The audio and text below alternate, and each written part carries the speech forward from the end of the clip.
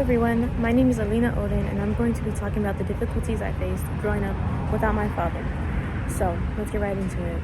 So when I was about 8 years old, he passed away. He had a heart attack and he had high blood pressure. So that's what he passed from. My family was extremely devastated. It was a really hard loss on us. My sister, my older sister, and my younger brother definitely took the most pain from it, I would say. And when he was alive, he was helping us take care of my grandmother. She was in her late 70s, and my uncle was schizophrenic, and he has bipolar disorder and some other issues, and he was helping us with him. So after he had passed, I had to step up more and help around the house and help with my grandmother. She was diabetic, so in the mornings when my mother would be at work, I would have to give her insulin and give her medicine. And I was really young, but my mom taught me well when she had her time off from his death, which was about 8 months, I want to say. So after a while, my grandmother ended up having a stroke when she was about 85, I want to say. After she had a stroke, she lost her ability to drive and most of her movement on her right side. And then within a couple years, she had another stroke and she was completely bedbound. So then I had to step up some more. So at that time, I was doing tube feedings for her. I was changing her diapers, I was giving her bed baths, I was giving her medicine, and I was checking her blood pressure and her sugar, and I would have to give it on a sliding scale. And during this time, I was probably in the 5th grade going into the 6th. So actually during the 5th grade, I had to be homeschooled because I had no way to get to school anymore, because of course he was my ride, and my older sister wasn't able to take me either because she had a job and she was working, and she was also in high school as well. So I had to do a majority of the work. Me and my mom held a lot of responsibility when it came to her, and along with my uncle. He was more sane at the time when my father died, but as time went on, he started to get more and more, he became more childlike, I would say. That's what his schizophrenia is. He's extremely childlike, and it just progresses and progresses.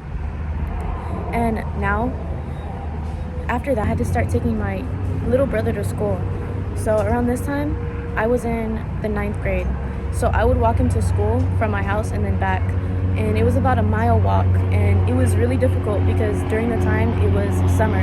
It was extremely hot in the mornings and in the afternoons, and it was really hard on me. But eventually I was able to get a bike, so I would put him on there and me and him would just stroll together, which made it a lot easier.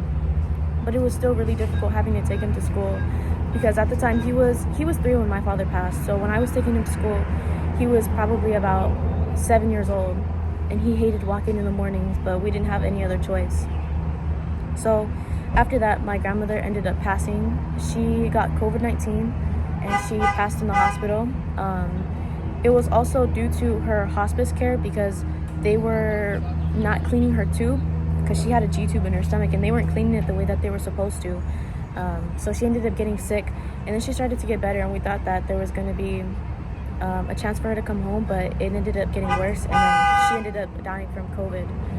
So after that, my uncle, he became more sick. He's also diabetic, and he ended up getting an injury, and he had his toe cut off.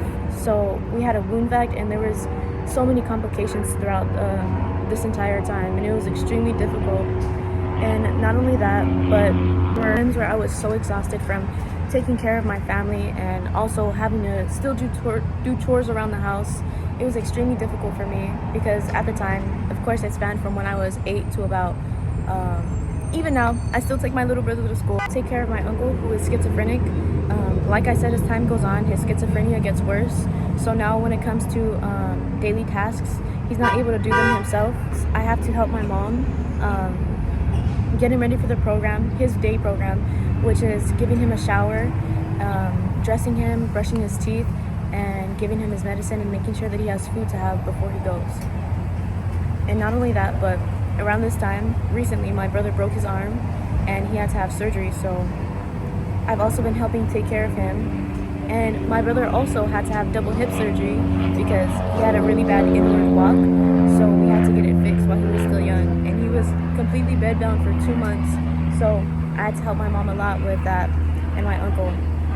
So My moral of the story is, even though it was extremely difficult, I wouldn't change a thing, and I would definitely do it again if I have to, because they're my family and they mean the world to me. So thank you.